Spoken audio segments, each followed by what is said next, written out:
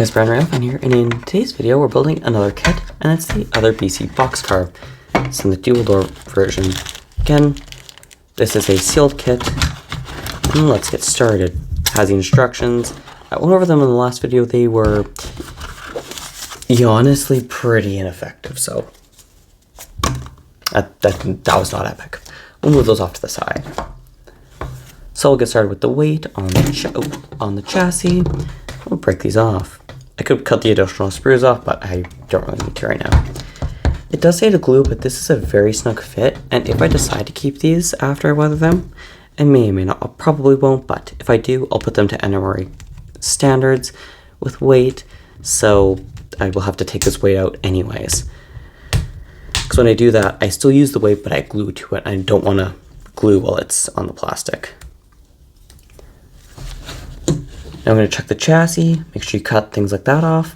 I learned that the hard way last time, so do it right off the bat now. Oh, I dropped the knife. Again, it's just a simple X-Acto knife. Obviously, I don't think I need to say this, but do not put your hand in the way, because it will, when the pieces break off, they do snap. I did not learn that the hard way, I just know that. Frankly, with me, I would normally learn that the hard way. And again, I won't be using knuckles. I'll be using knuckles. I won't be using the provided horn hooks. Yeah, I'm not going to. That one's already broken off the sprue, but again, you can see the few options here. Now, again, I'm going to glue onto here first the details, and then I'm going to use the Katie height gauge I have and the wheel gauge to judge the space between the wheels, but I'll glue first. That way they have a quick time to dry. Now, I'm going to quickly break off any little extra pieces of plastic that shouldn't be there, because obviously that does not look very good. And I will be weathering these in another video, like this and the other one, and a few others. Again, all in their own videos. I'm just getting into weathering, so I'm not perfect, but, you know, I'm slowly learning. I'm just going to clean off all sprues first, as from the other one I did, the previous kit. I already know how this underbody goes, because this is basically the same, just a double door box cart instead of a single. And I'm just doing this off camera as I find it easier to cut closer to myself, so I don't accidentally cut myself, because I would definitely do that.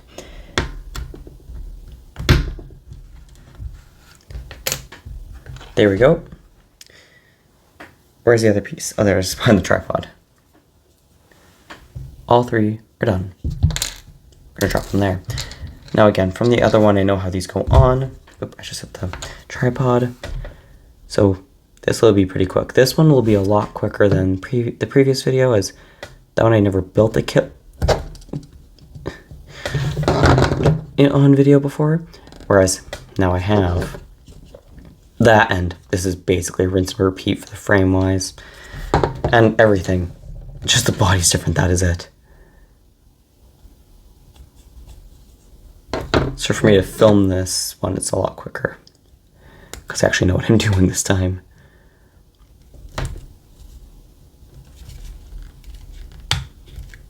There we go. And then the last piece. I'm definitely flying along, although the coupler height will slow me down. Although, as I learned from the last one, these are already actually NMRA compliant height-wise. It's more so the tripping on my knuckle couplers that I have to change. And even the last one only needed to change one of them, which was nice. There we go. Those are all on. Oh, that one was not straight. There we go. Now we're going to grab the brake wheel, and we're going to glue it on. Now, again, I'm weathering this, so if it doesn't look perfect, it doesn't bother me. Obviously, I want it to, but I mean, you know, not the end of the world if it doesn't. Doing the brake wheel offhand, though, because you gotta get the thing, like, perfectly on there. Oh, where I don't want to get glue. Spin some glue on my hand.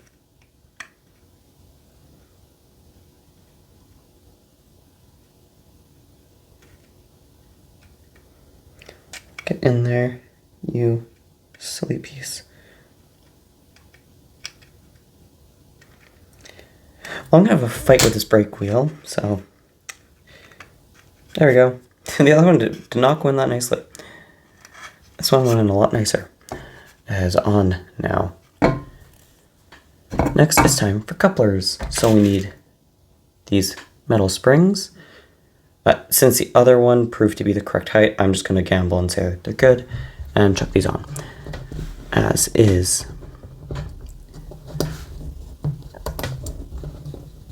There we go. Next, I'll grab couplers. Now, these are not sorted yet.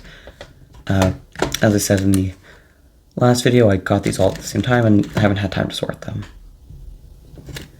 So it may take a second to find some. There we go. There's one. Oh no, that's the bottom shank. That's the center shank. Oh, but that's the center long shank, isn't it? Hold up. Is that a center long? Oh no, it's not a center long. I thought it was a center long. Center is where the shank and the actual coupler meet. Or at least that's how I'm using it. A lot of the bottom ones in this one. The ones I want must be at the bottom. That's frustrating. Probably should have grabbed these beforehand, but I honestly didn't think about it. Oh, I got lucky. I found another one really easily. The second I dived my hands into there, I almost instantly found a second one, so that's good. These also have a little sprue piece from them on. You gotta cut that off too. Again, back to the trusty blade. One, two, and now they're both cut. Now all you need to do is screw the coupler on.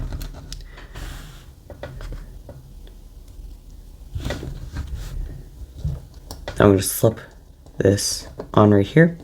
So you can see it slipped on. Gonna leave it there. Gonna grab screw number 1. All 4 screws are identical. We'll screw it on. And before I put the tracks on, I will gauge the wheels. I will fight more off camera with them to get them all properly lined up, but that's not an on-camera issue.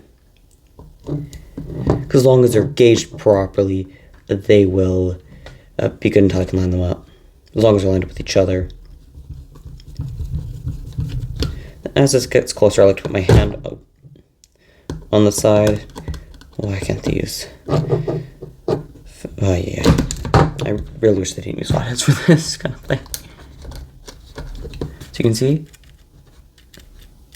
sounds good. Pop this thing back on the other side as it was escaping. Grab the next screw beside it, and basically do the same thing all over again. Overall, not difficult by any means. This one I'm going to try putting the coupler on top. And starting the screw with a much smaller screwdriver before swapping to the big guy. I like to line the screwdriver up first. So I kind of like to use it as a pivot. Which, it doesn't always work. Works a lot better when there's nothing in your way like there is now with the tripod, but you know. Okay, that is for sure in. Oh, sorry, I did not like that sound.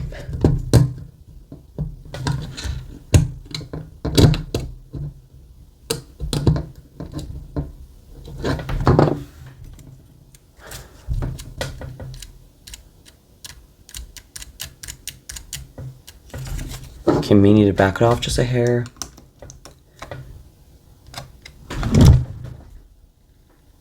The second time in a row this camera's tried murdering itself today. That is significantly better. I just had them tied too tight. Next we'll do the wheel gauges. I hope all the other ones had some out of gauge. That one's good. Oh, 2 for 2 so far. That's already significantly better than the other half. See, they're all factory, yet the other half needed all of its wheels adjusted, whereas this one just needs this one. That's interesting. It's just a little hair too. think I just fixed it, hopefully. Yay! Perfect. Okay, let's get truck number 1 screwed on the truck number 2, and then I'll check coupler heights with my coupler height gauge that I have on a track out of camera shot.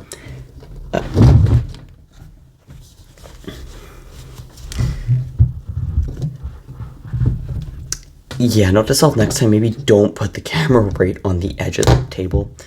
You probably saw the track in that shot. That's the track I was talking about. My poor phone today is just taking a beating. I like to tighten until it's fully tight, then I like to back it off just a little bit until I achieve the wanted movement, which in that case was really easy. I would swap these out with metal wheels if I knew what was all in that lot I had, which I bought this stuff with a bunch of other stuff. Long story short, including some metal wheels, but I have not had a chance to look through them. And so these will stay for now, because the axles themselves are still metal.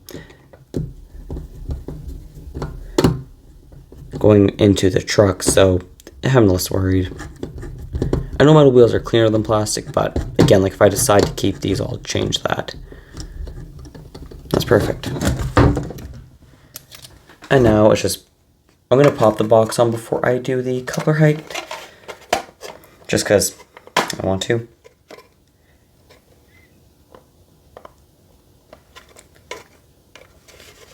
And there we go. Chassis on. Let's bring track and gauge in here now. Let's get the car on the track.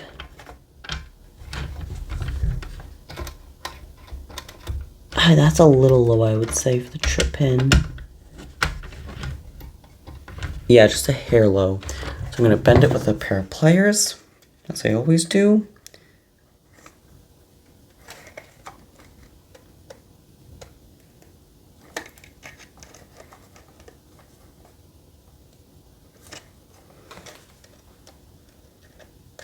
And cut off the little bit of excess at the end.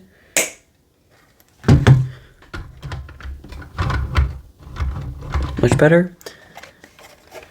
Not perfect, but a lot better. That one was being a bit of a pain to curve.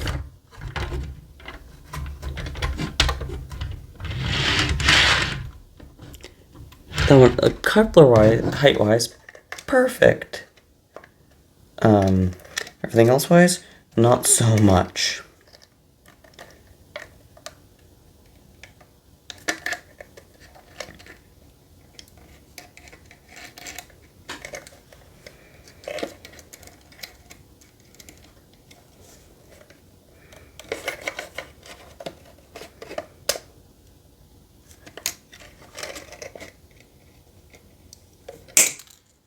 I'm gonna trim it a little short because I don't think that one was not bending properly.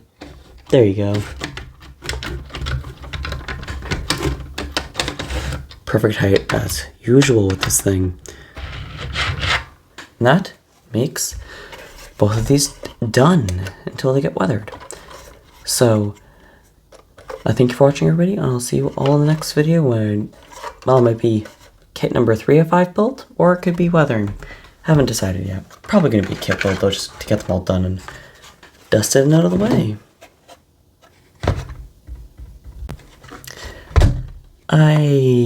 Oopsed. I just realized, after I ended the video, I glued that in the wrong way. For reference, here's the other one. The chamber is at 90 degrees wrong direction, so, oops. And it's really solid in there. Well, goes to show, I really should look at the instructions next time, apparently.